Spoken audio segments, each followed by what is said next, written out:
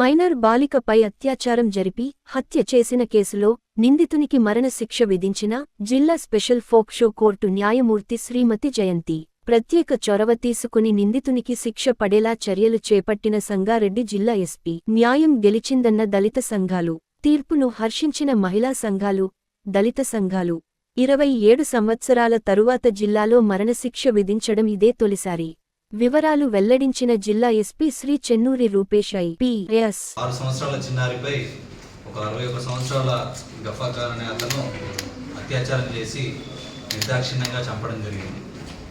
So ఇమీడియట్గా అక్కడికి first investigation officer, ఇప్పుడు వీడియో బానూరు ఇన్స్పెక్టర్ రవీందర్ రెడ్డి సీనాథ్ ఫ్రేమ్కి వెళ్ళి బాడీని షిఫ్ట్ చేసి అక్కడ క్రిటికల్ ఎవిడెన్స్ అన్నీ కూడా కలెక్ట్ చేయడం జరిగింది.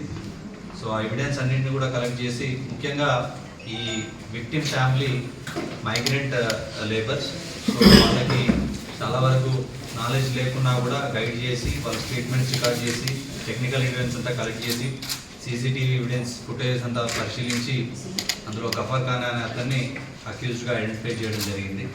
సో అక్కడ క్రిటికల్ ఎవిడెన్స్ అన్నీ కూడా తీసుకొని దాని తర్వాత ఆ అమ్మాయి ఎస్సీ క్యాస్ట్కి చెందిన అమ్మాయి ఉండేవారికి దాన్ని సెక్షన్ కూడా ఎస్సీ యాక్ట్ సంబంధించిన సెక్షన్ పెట్టేసి దాన్ని అప్పుడు మళ్ళీ మా ఆఫీస్లో ఎస్పీ ఆఫీస్ నుండి నెక్స్ట్ ఫర్దర్ ఇన్వెస్టిగేషన్ కోసం అప్పటి డిఎస్పీ పురుషోత్తమ్ రెడ్డికి అప్పగించడం జరిగింది. సో ఈ కేసులో అన్ని సాంకేతిక ఆధారాలు మరియు సర్కమ్స్టాన్షియల్ ఎవిడెన్స్, అక్కడ పరిస్థితుల దగ్గర ఉన్న ఎవిడెన్స్ అన్నీ కూడా తీసుకొని ఛార్జ్షీట్ వేయడం జరిగింది. సో ఇది ఒక rarest of the rare case, ఒక హీనియస్ అఫెన్స్ కాబట్టి ఇది హైకోర్టుకి స్పెషల్గా ఒక ఫాస్ట్ ట్రాక్ కోర్టు ఇమీడియట్గా జస్టిస్ రావడానికి ఒక ఫాస్ట్ ట్రాక్ కోర్టు ఏర్పాటు చేయడానికి జిల్లా ఎస్పీ ఆఫీస్ నుండి ఒకటి రిక్వెస్ట్ హైకోర్టు పంపడం జరిగింది. హైకోర్టు కూడా ఇమీడియట్గా ఒక స్పెషల్ ఫాస్ట్ ట్రాక్ కోర్టును ఏర్పాటు చేయడం జరిగింది సంగారెడ్డి జిల్లాలో. సో దానికి సంబంధించి 2 పీపీలని అపాయింట్ చేయడం జరిగింది. ఆ 2 పీపీలు కూడా మన